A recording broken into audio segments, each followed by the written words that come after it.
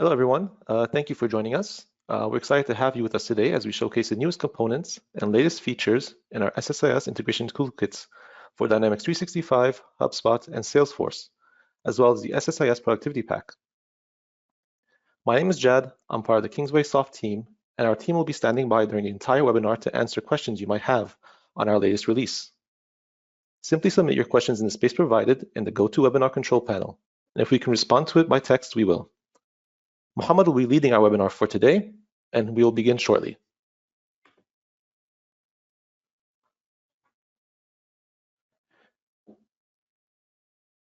So as mentioned, Muhammad will be your presenter for today, and we have Daniel and Aswin standing by to answer any questions you might have during the session. It is an absolute pleasure to have you all with us today. Remember, you can simply submit your questions to our panelists in the space provided in the GoToWebinar control panel. Just a quick recap about us. KingswaySoft is a fast-growing provider of data integration and migration solutions for Microsoft Dynamics and more. Our journey began from the lessons we learned by working on large-scale CRM data integration projects. We understand the challenges of data integration and migration and offer solutions to solve those pain points. If you have been in touch with our team, you can definitely confirm that our focus is putting you, our clients, first, and we are constantly evolving as evidenced by our regular updates to our solutions. As always, we stand behind our solutions and make sure we deliver what we promise. As I alluded to in the previous slide, we offer data integration and migration solutions to many products, including directory services, Salesforce, QuickBooks, OneDrive, and so much more.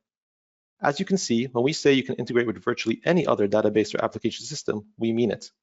If you would like more information on integrating with other software, reach out to our client services team after the webinar, and we'd be more than happy to help. At KingswaySoft, our goal is to provide software solutions that help you make data integration easy and put more power in the developer's hand. We offer data integration solutions for the cloud or on-premise that are codeless, easy to use, and cost-effective without compromising performance. You'll be able to witness these benefits today during our session and when you take on your own ETL projects with the help of our solutions. Let's now take a quick glimpse at the latest release. KingswaySoft's 2020 Release Wave 2 brings 29 updates and enhancements to the existing SSIS components. We've added 32 new components, which we will showcase today, as well as 158 new features, like the process optimization feature, the Dynamics 365 Integration Toolkit, which we will demo today. In total, this release brings over 290 changes, all of which are aimed to make your integration and migration projects easier.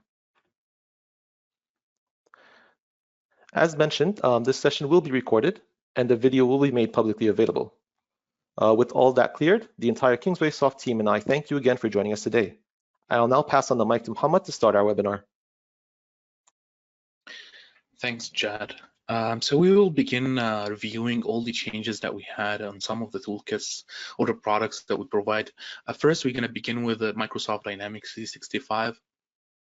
Mainly, we're gonna move to the destination component with a new option called process optimization. And process optimization is designed to turn off any server-side logic or processes, such as workflows or plugins that could impact your writing performance. And this is a long-awaited feature that could potentially have significant performance gains when it comes to writing data to a particular entity in your CDS or CRM environment.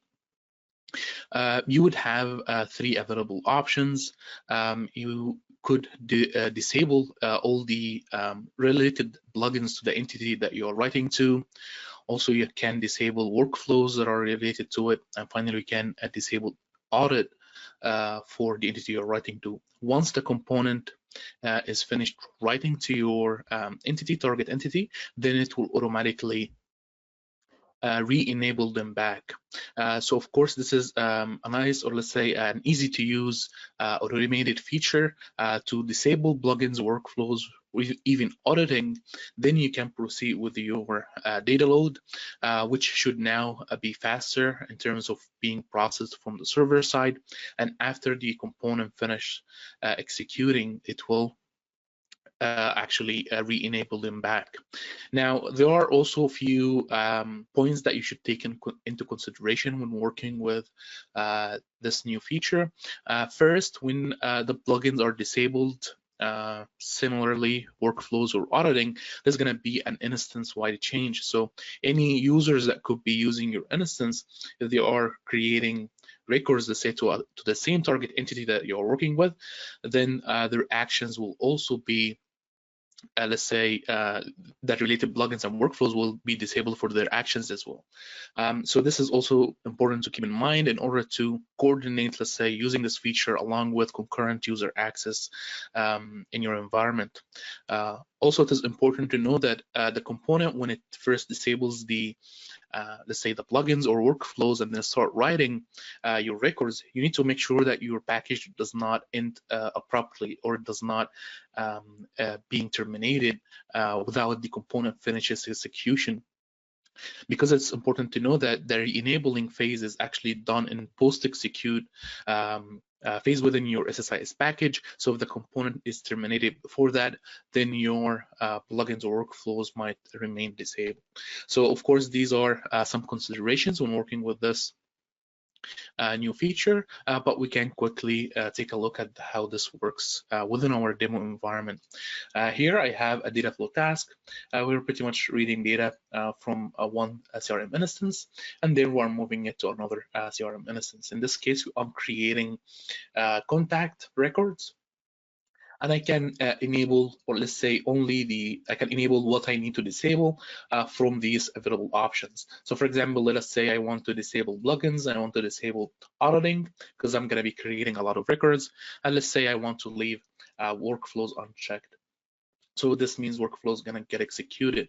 If we now run our package, we can see that in the SSIS execution report, we will see in the pre-execution phase of the data flow task I'm working with, all the plugins and auditing going to be disabled, and we will see an information message printed in our SSIS execution report that indicates that once the component finish writing our records to our instance, then we will find another message also in the SSIS execution report that indicates that auditing has been re-enabled, and we can actually, and users or other records can continue writing data to your instance along with firing any related plugins or audits. It's just a little bit of a big package because of all the changes that we have done in this release, so it takes a little bit of time. But as we can come see here, and we go to the SSIS execution report, I can see that in the pre-execution, one active plugin has been disabled and auditing has been disabled for the account entity.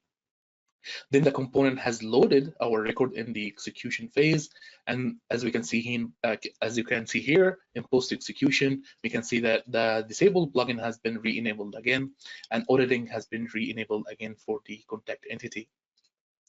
So I've mentioned if you are pushing a lot of records, that's going to have a significant impact to your writing performance.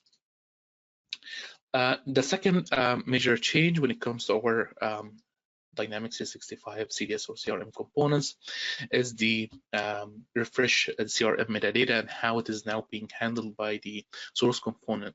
The reason for this feature is that there are some rare cases where you would need to change the let's say data type or the information of the column within your CRM source component.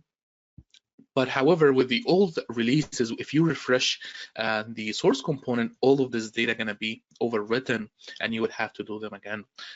So now we offer a new feature that's actually introduced in our Dynamics CRM or CDS components, nav, and even Salesforce components, where you can choose how the component should refresh your existing metadata for the fields that you have defined.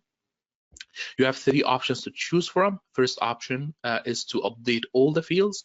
So whether there are any difference between how the component is currently defined and how the metadata is being received from the endpoint or from the service you're working with, all the components going to be updated regardless. So this is more or less the old behavior of the component. The second option that you can choose from is to update if there are incompatible metadata between what we receive from the server and what you have the component defined as. So if there is an incompatible metadata, then it will be updated. Otherwise, the existing columns will remain the same. Finally, the third option is to update none. So this means that no metadata updates whatsoever on existing fields. So you will only be either adding fields that have been added to your entity that you're working with, or if you have deleted, for example, fields, then they're going to be taken out from the component. So these are the three options. As I've mentioned, it gives you a great deal of flexibility if you actually change the data type or the metadata of the columns yourself, and you don't want to repeat this information or repeat this process every time you refresh the component. So it is very straightforward when it comes in how it is implemented. In the source component, you will quick refresh CRM component instead of the old behavior. Now you get the new dialog box that we showed in the presentation, and then you can choose one of the three options. So if I, for example, click update none, so this means I'm not going to update anything that already exists in the component. As you can see here, the component will still retrieve the metadata service call. You're going to compare the metadata along with my existing columns. As we can see, because they are matching exactly, we do not see any columns that got updated. However, if we change the option and we choose update all, now in the summary dialog box, we should find all the columns that we have selected, in this case, account number and name, have been updated, even though they already existed in the component. So this is a quick show of how this feature is working and what are the use cases for it. Now we can move on to some additional new features and enhancements that we have regarding our SSIS productivity pack, which is another product. And we're going to begin with our new services and just take an overview of what we have added. First, we have added additional premium data flow components, mainly the OData component. So this is OData, of course, connection manager, OData source and destination component, and we're going to go in details on how they can be used with OData service endpoints. We also introduced a premium PDF source that can extract data from tables included within your PDF files. We have also added new components that works with Amazon Redshift and PostgreSQL databases. Also, under marketing intelligence, we have added components that works with Bing ads, so you can retrieve reports from your instance and so on. Under big data, we have added an EDI destination component. We always had the EDI source, but now with the EDI destination, you can export your data or create EDI files based on the format that you're working with. Finally, under our REST services, now we have 6 new REST services, mainly Copper, GoToWebinar, Mailgun, WeChat, Zoho CRM, and Zoom. So these 6 are added to our existing REST components, and you should find these services available to choose from in the REST Connection Manager. Let us begin with the OData components. So we mentioned that the OData components are premium components that allow you to read data from OData service endpoints and write data as well to your endpoints. They are very flexible, as we're going to see first the connection manager. You have 9 different authentication methods. So based on the authentication method your OData service is using, you will be able to choose the authentication method in the connection manager that corresponds to your service. And as we can see here, we pretty much support all the major authentication modes that can be available with modern OData web services. And we also have a custom token authentication mode, which pretty much give you the complete freedom on how you want to design your own, let's say, authentication. If, let's say, your web service or OData service does not use an authentication method in this list, then you can use the custom token, and I will show an example of how this can be done. And also through the OData settings, we have 3 different choices when it comes to the service implementation. So as we all know, depending on the OData service or the vendor you are working with, they could have a slight variation between the how OData is being implemented on their platform.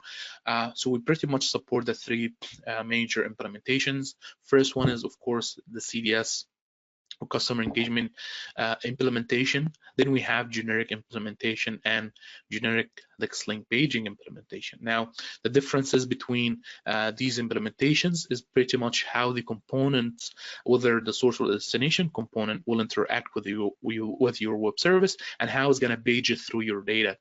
So based on the service implementation I'm working with, you will choose the corresponding option in the connection manager, and this will change the behavior of the source component, for example, to use the correct pagination methodology when it comes to retrieving all your data.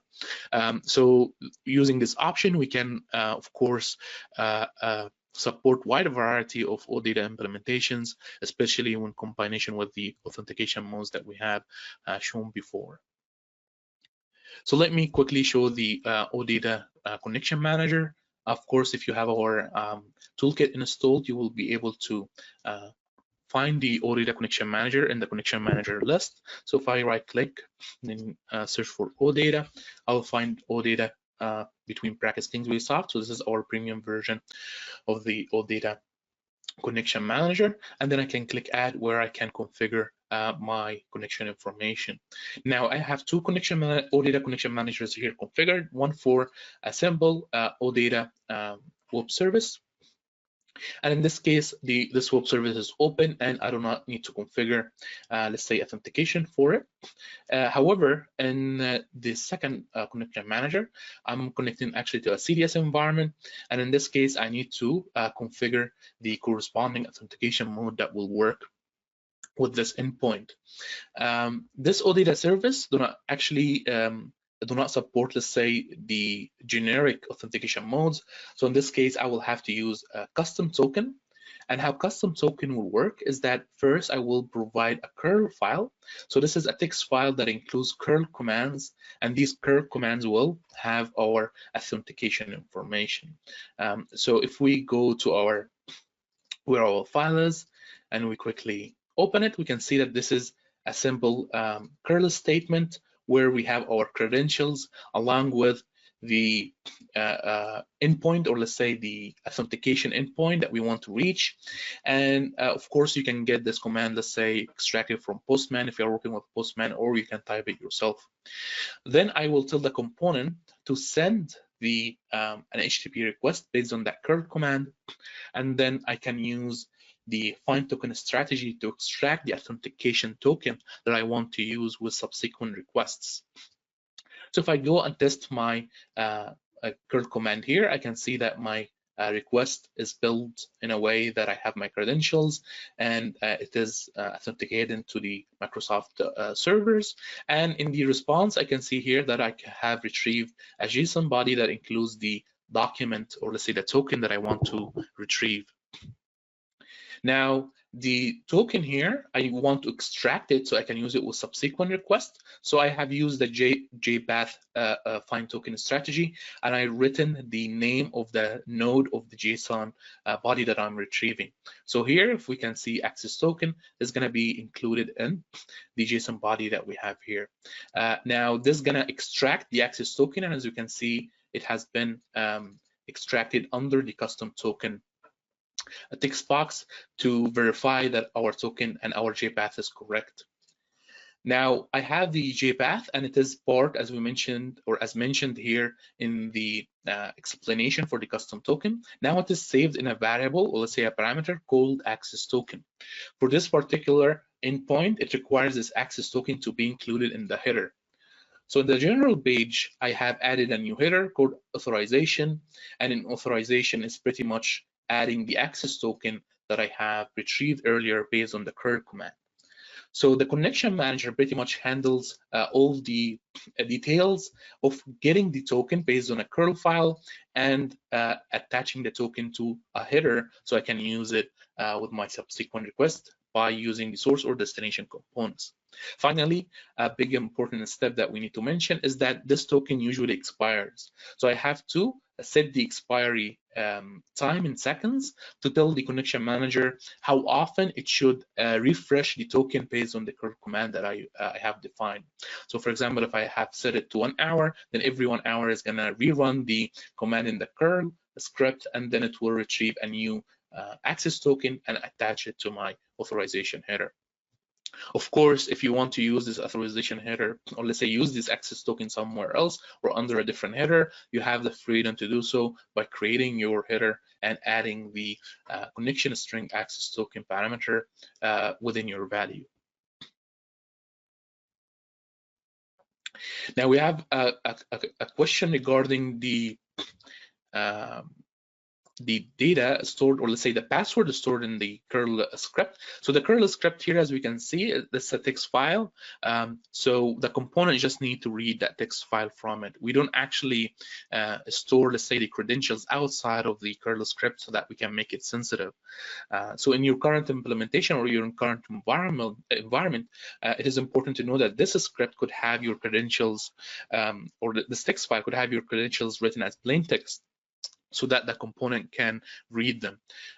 So of course it makes sense to have this script in a secure place on your server side, or if you're working with your development environment, you should only have access to it within your workstation or laptop that you're working with.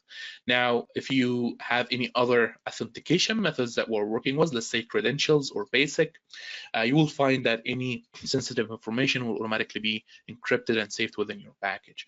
But when it comes to custom token, because it's working with a text file, then there's going to be a little bit different when it comes to handling sensitive information.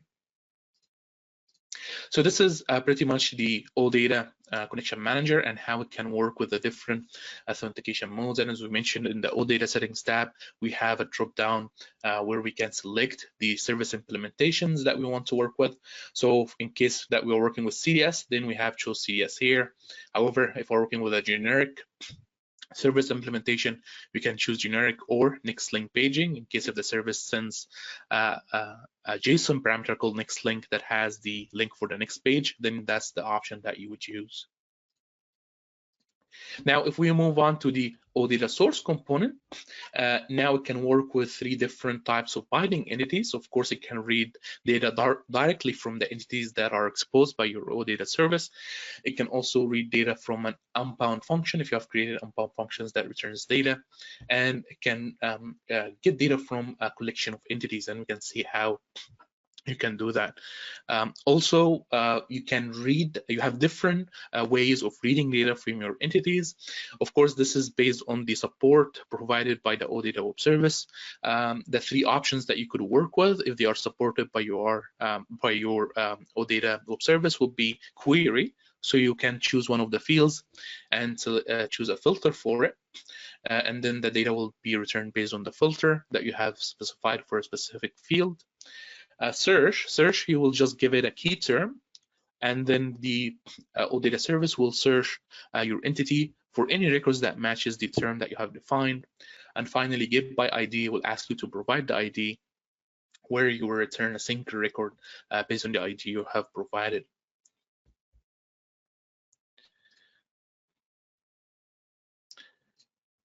When it comes to the destination component, so similarly, you have the same 3 different binding entities that you can work with.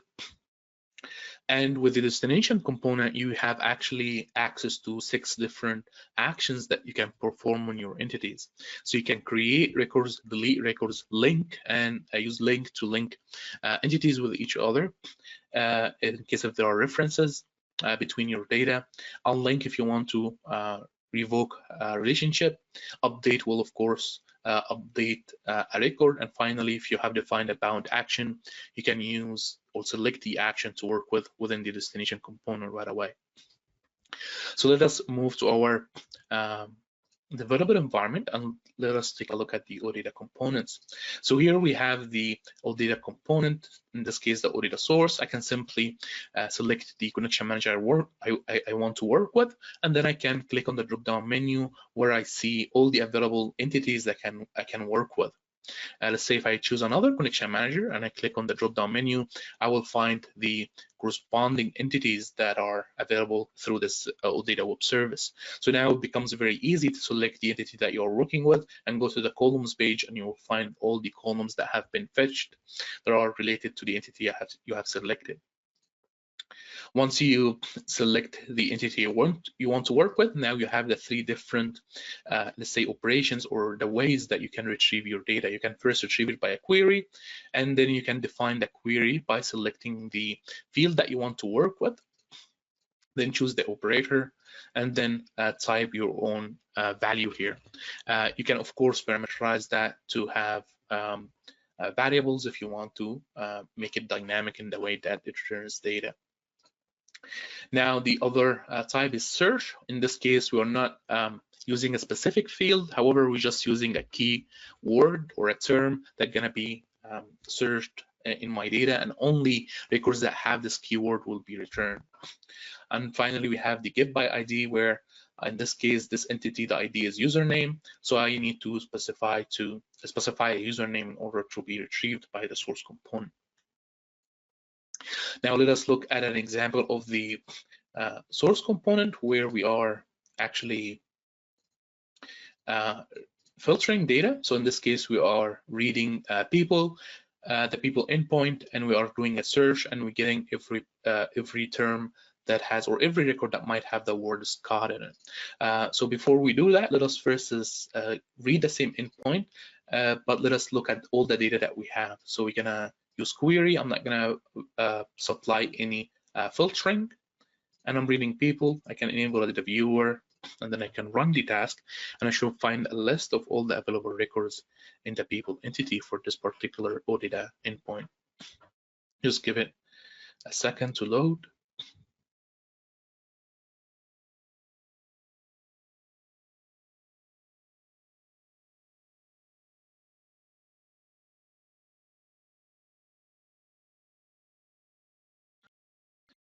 As we can see here, we have a list of all the records included in the people entity, and I can find that I have multiple data values. One of them has a first name Scott. So we will go back and let us test the search functionality, where I'm filtering based on the Scott search term. And of course, all these options are generic. So if you're working with an OData service that supports the search functionality, then automatically our premium OData source will be able to work with it.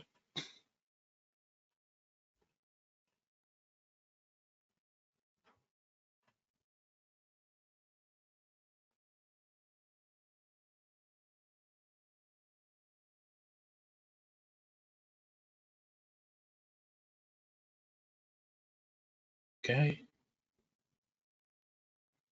Here we have only one record that has returned, which is the people record that I have that has the first name Scott. So this means the search functionality is working. Now the other data viewer I have here, which is the trips related to this particular record. So as we can see, we're retrieving Scott, and then we're retrieving the trips related to Scott. Now this trips is actually additional output that we can enable. So if we go back to our OData source component, now we can use the expand functionality in order to retrieve any additional data beyond the entity that we're working with. So for example, for the people endpoint, if we want to include the trips information along with the people information, then we can check trips. Same applies for any other entity or entity collection that we have available for this particular entity. Of course, this is detected based on metadata that we're working with. So if you are working with a different endpoint, you will find different expand options or entity that you can select from this page. Of course, if it is recommended to only select the outputs that you want to work with, so that your request becomes a little bit smaller and faster to read from the endpoint that you are working with. Now, besides the search and filtering, I can also perform a server-side sorting or ordering by using the order by option that we have here. So if I click on order by, I can select the columns that I want to order by with. I can then choose between ascending and descending. And I can have multiple level order if I want to define that as well. Of course, in the columns page, like we mentioned, you will find multiple pages based on the outputs that you have selected. So we have one for people, and we have one for trips, for example, and we have one for addresses. So if you have selected more, let's say, outputs, then you will find more pages available for you to choose from. So now under trips, now we have photos because we have included that through our expand feature. You can also preview your request. So if you want to see if your settings is compatible with your endpoint without the need to execute the package, then you can simply click preview, send request, and see that your request is actually successful. And here is your data in plain JSON format. Now, when it comes to the destination, it's also very straightforward. So you would map your data from your source, choose the entity you're working with. So for example, if I would choose people, then I will find all the actions available for this particular entity. So here I have create, to create people, delete, link, unlink, and update. And I have an action called share trip, which is custom defined by my OData service. And I can also find it in my drop-down menu here. Of course, when you choose the destination entity, you'll find the column page populated with the metadata or the columns that you can write to, so you can map it from your source to your destination component. You can also choose to, for example, search for a specific endpoint. Let's say if you have a lot of endpoints, then you can use the search feature, type a part of the name of the endpoint. As we can see, it shows up here in the list.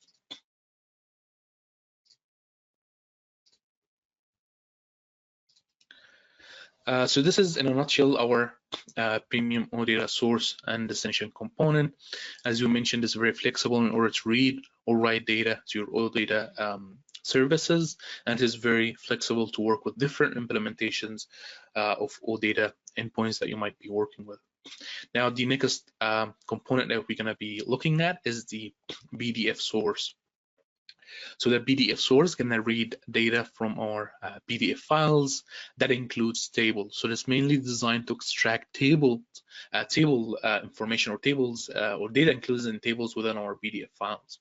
We also have special design feature that allows you to control how the component will retrieve the data from your PDF file. So for example, if your file has multiple tables across different pages, you can choose to combine all the data and retrieve it in a single data set, and the component will automatically detect all the similar tables across all the pages and retrieve them in a single data set.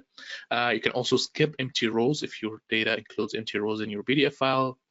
And also you can enable the misaligned cells, and the component will automatically handle any problems with the table format if they are misaligned.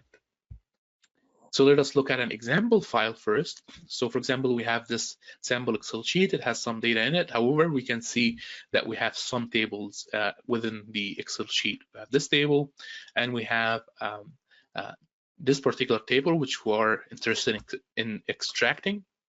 And finally, we have the third table. Now, a very useful feature in the PDF source is that we can see what are the tables that it's actually detecting. So here I have opened my PDF source, premium PDF source. I have selected the PDF file from my local file system. And then if I click preview, I can see the three tables that are currently exists within my PDF file. So here is the first table, second table, and third table. I can then choose to, like we mentioned, if we have this table across different pages, we can combine the table data across different pages and retrieve them in a single data set, skip empty rows by enabling this option, and then we can work with misaligned cells, such as shift it to the end, or just do not shift at all. And then we can select the table that we want to work with. So in this case, we are locating table number 2, and the way that you would know that this is table number 2 is because of the name here in the preview page. Shows you that this is what the component detects as table number 2. So that's what I have selected here. In the columns, if we come and see it here, we can see that we have a list of all the headers that we have in our table. So if we open back our Excel sheet, we can see that we have the speed, driver, car, engine, data, and so on. If we go to our environment, to our development environment, we can see the same headers have been detected successfully. Now, you can also, let's say your table do not include header, then you can uncheck this option, and this will tell the component there is no header column within my table. Now, if I run this task, I should find one table that includes table number 2 with all the data that it includes. So as we can see, here's a data viewer. Here's the columns that we have in table number 2. However, it has been extracted from my PDF file, and I can integrate it, let's say, to a database or any target system that I can match with my source component.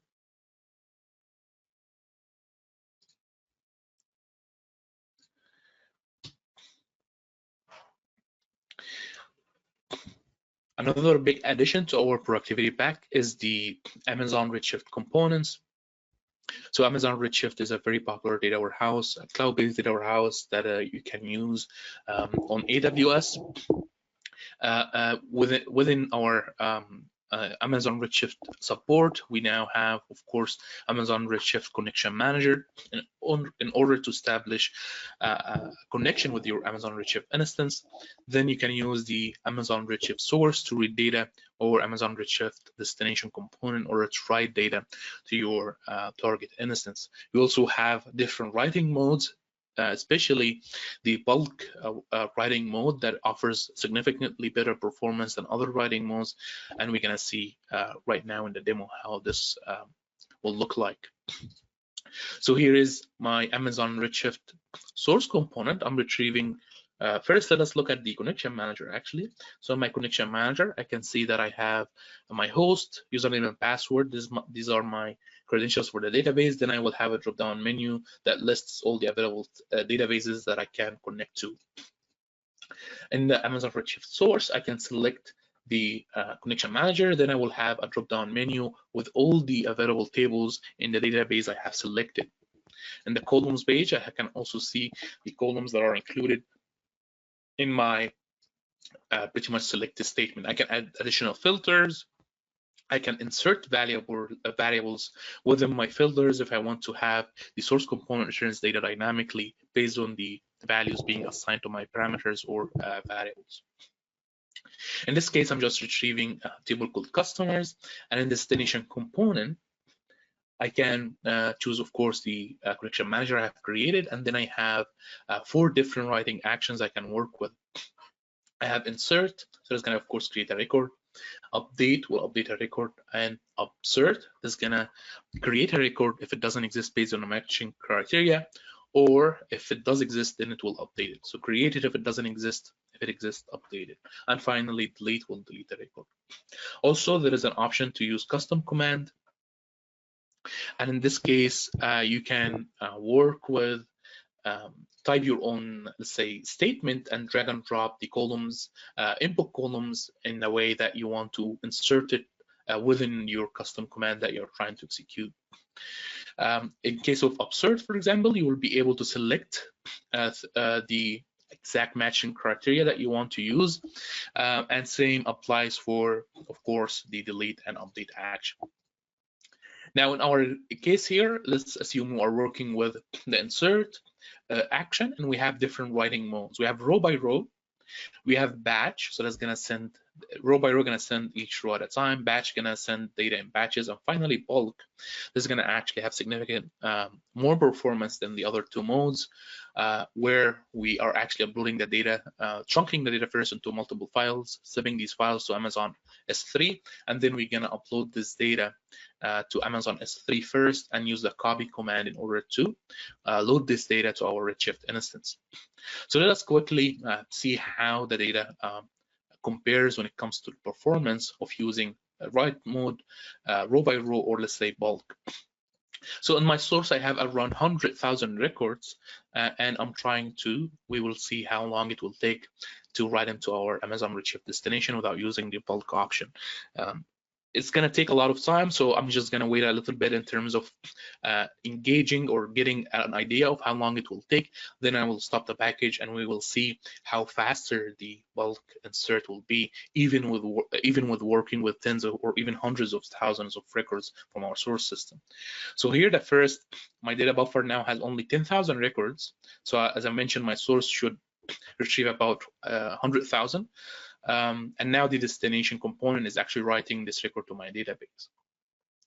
Now, once it's done with the 1000 record, the SSIS buffer will clear, and the Amazon Redshift source will continue to retrieve records. As we can see, it has been around 20 seconds maybe or less, and we still in the very first 10,000 records. Now let us look at the, let me stop it, and let us look at the bulk option. So here I'm writing to the same table. The difference is I'm enabling the bulk writing. I have created a new Amazon S3 connection manager, which is going to be used in order to upload the files that includes my data. And then I will import, or let's say load these files by using the copy command into my Redshift instance. And I have chosen the location of my files here. I'm going to run this package, and now let us see how faster it will be when it comes to loading data using the bulk feature. Just give it a few seconds to load.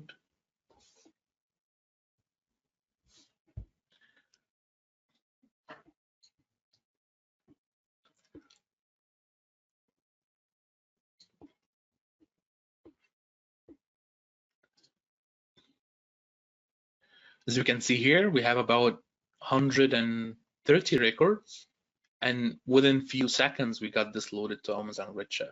So it's a significant performance and let's say gains when comparing bulk writing to ordinary writing. So of course, if you're loading data to Amazon Redshift, this is a big feature that you can utilize using our premium components. There's also we have also added this feature with Snowflake. So now if you are working with a Snowflake, you have the bulk writing option enabled, so you can use this option along with, of course, your Amazon S3 connection manager. So here I'm going to enable bulk writing, use bulk copy, and here I can choose the connection manager and choose the location of where my file is going to be. So here I can use the same feature in order to significantly have better performance when writing to our Snowflake instance. And of course, in the execution page, we can see that the actual execution didn't take a few seconds to load 130 records, 130,000 records actually. So this is for Amazon Redshift. The second components that we have introduced is the PostgreSQL components. So these allow you to work with PostgreSQL databases. Of course, you would have the connection manager to establish a relationship, then a source and destination component to read data or write data from your PostgreSQL database. It is a very straightforward connection manager to work with, where you put your host, port number, username, and passwords, and select the database you want to work with. And then in the PostgreSQL source, you will find a list of all the available tables that you can work with. And in the destination, you will have different writing actions, such as insert, update, upsert, delete, and custom command. And similarly, if you're working with upsert, you will be able to choose exactly the columns that you want to use as your matching criteria. Also, if you're working with insert, for example, you will have different writing mode, such as row, batch, and bulk. And of course, as we mentioned, bulk will, of course, have better performance, especially if we're working with the insert action.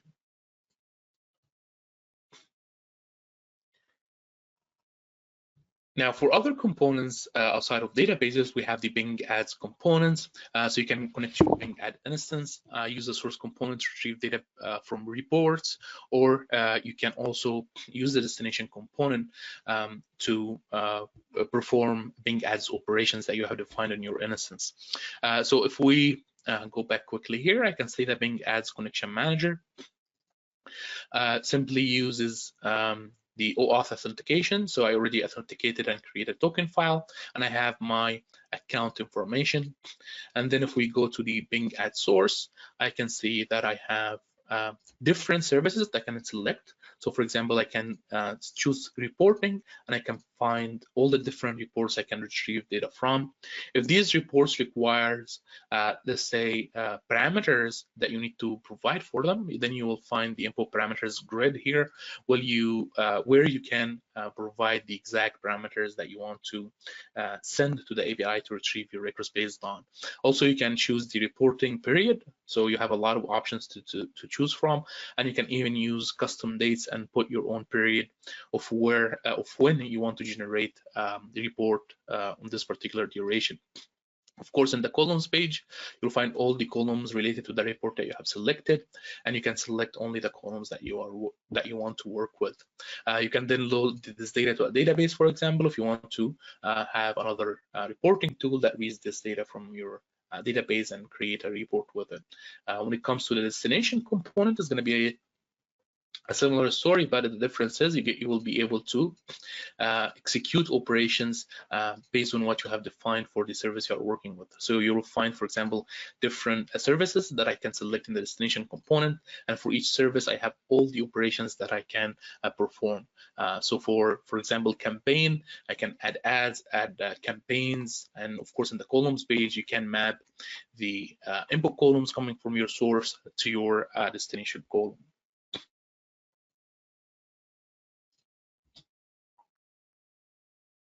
Now for REST services, we have added 6 new REST services. Now we have Copper, GoToWebinar, Mailgun, WeChat, Zoho CRM, and finally Zoom.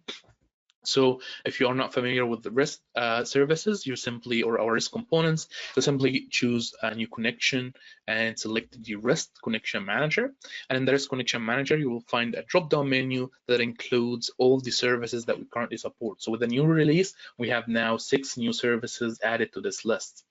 So for example, we have I have here created one for each. So I have one for WeChat. You can test connection and see if it is successfully connected, one for Zoho, one for Zoom, GoToWebinar, and so on. And of course, for each web service, you will find a REST source and destination component. So in the REST source component, you will choose the corresponding REST service, and then you will find all the available objects that you can read from and the corresponding endpoints. So for companies, I can list companies, or I can get companies by ID. I can get tasks, I can retrieve people. And if I choose another REST services, so let's say we choose GoToWebinar, now I have different set of different set of objects.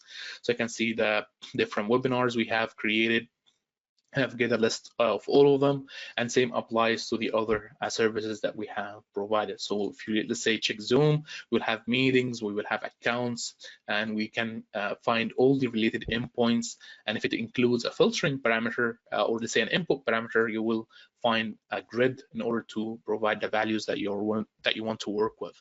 When it comes to the destination component, it's similar to the source, where you select the REST service connection manager you're working with, and then you will find all the objects that you can write to, and then each object will have its own action. So for example, file here, I will have delete file, upload file, but if I switch to task, I will have different set of actions. I create task, and here, for example, I have update task extra. So the component is dynamic, that of course it will generate, or you will find the list of actions that specifically related to the object that you're working with. And of course, when you select the action, you'll find the columns page updated with the required columns that you can send to the service endpoint. You also have the action details that gives you an idea of what is actually the URL gonna look like that our component gonna send the request to.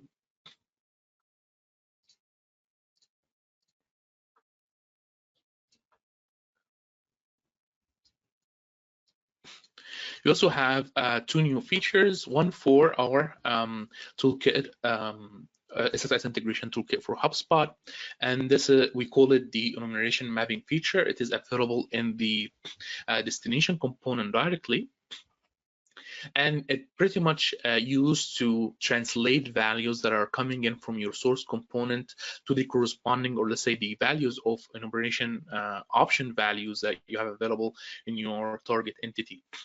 So for example, if you have an input value that is coming as the address type, for example, and the input value is shipping. However, in HubSpot, it is expecting the value to be shipped to.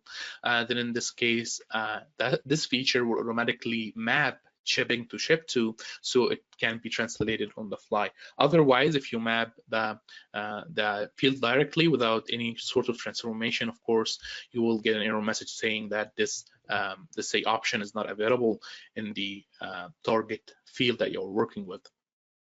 This option is supported with different, let's say, entities that you have in your, or objects that you're going to be working with HubSpot. So, for example, contact, company, deal, ticket, product, and line item.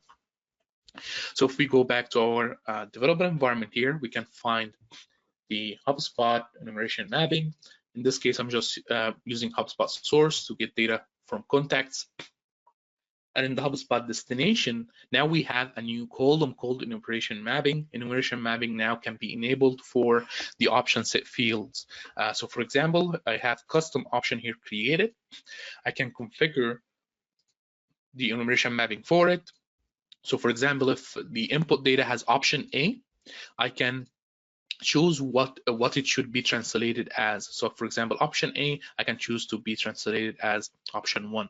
Option C should be actually option 2, and option 3, and option B gonna be option 2, and so on. If I want to add something else, then I can type the value that I'm expecting from my input data, and then I can choose the corresponding value within my available values of my field.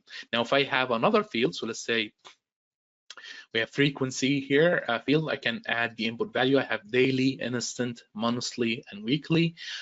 Maybe the input value from my source system could be, instead of daily, could be every day. So this means if the component encounters a value called every day, it will convert it to daily, and then it will send it to my field here. Now, there are also some cases that the component can handle if there are no matches found. So what if I have option D and I do not have option D defined in this list? You can then work with the handling of non-matched values options. We have different actions to choose from. First action, which is very useful, is the create action. So you can use it to create the action. Let's say to your field based on the input data that are coming in. So option D, if it doesn't exist in my mapping, then an option D option will be created to my field. Replace an existing value. So if I have option D, or any option for that matter, or any value that are coming in from my source, I can automatically have a default value for it. So I can choose option 5 to be the default value for anything that does not match this current mapping. Finally, I have set null, so it's going to set a null. So instead of specifying a certain option, if the input value has something that is not in this mapping, the component will assign a null to this HubSpot field. Of course, this field should accept null values for this to work. And finally, raise an error. That's going to throw an error message for this particular record, so the component will not attempt to write this record to your HubSpot instance at all, and the record will be redirected to the error output. So as we can see here, if you have, let's say, a brand new HubSpot instance and you are integrating data from another HubSpot instance and you want to find a way to automatically or fastly create options across different option set fields, then you can use the create option action here. If you want to have a default value or set it as null, then you can use these options there. Now, the same feature we have it also introduced in our Salesforce toolkit. So we have the option set mapping, where you can, of course, add the fields within or add the options within your editor in the destination component, and the component will translate them as we have discussed before. So here is the Picklist mapping, a new column that has been added. I can add the options. So for example, first going to be primary, second gonna be converted to secondary, third, and so on. And here I can choose the different actions that we discussed: create, replace with an existing option, set as empty, or raise an error message. So this is a very useful feature to work with Picklist mapping, whether for Salesforce or for HubSpot. So I think that's a quick overview of what we have so far within our new release, which is our 2020 release wave 2. If you have any questions regarding the any of the features that we have discussed today, please feel free to leave us a question. We can also give access for the mic for all the attendees, so that if you want to voice your questions and have a discussion, we can definitely do that as well. So if you want to unmute yourself, you should be able to do that right now. Yes, the bulk load for the Snowflake connector, is that Yes. does that work with just S3 or does that work with Azure Blob Storage as well? That's a good question. So I think if let's say if you have created any compatible connection manager, so let's say if you added Azure Blob Storage here, I'm gonna leave it as it is without being configured. I should find it in the list available in my connection manager. So here I have Azure S3, and now I can find Azure S Blob Storage. So both are supported. Thank you. No problem. Okay, so I think that's pretty much it for today. I would like to thank everybody from joining. Of course, the new release is available on our website, so you can freely download it and test these new functionalities within your development environment. Through the FAQ page that we have for each product, we also have the precautions that you should take before upgrading to our newer version. So please take the time to review that before deciding to upgrade. And we also have a detailed change log for each product that you can review to see the exact changes and details, whether they are bug fixes, new features, or even new components. All of that will be included in the changelog page for each product that you might be working with. If you have any questions regarding the functionality that we have discussed today that you want to send it to us, please feel free to do so through our support at KingswaySoft.com email address, and we will get back to you as soon as possible. So again, thanks everybody for joining, and I hope you have a good rest of your day.